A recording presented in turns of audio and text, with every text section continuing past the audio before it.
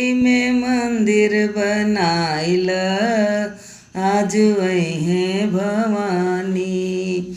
वही मंदिरवा में ब्रह्मा जी आए, उन्हों के चरण पखारिल आज वही भवानी।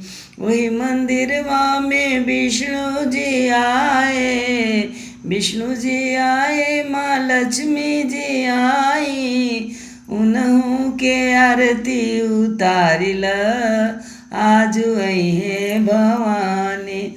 अंगना में मंदिर बनाइल आज वही भवानी।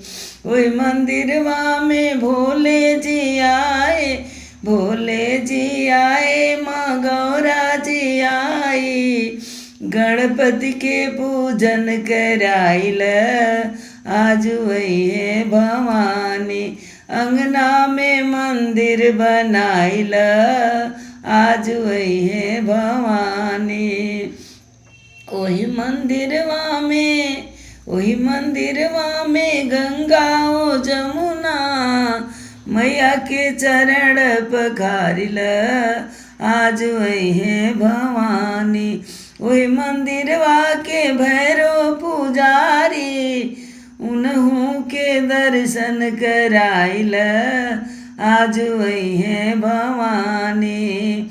घर ही में मंदिर बनाइल आज वही भवानी। जय माता।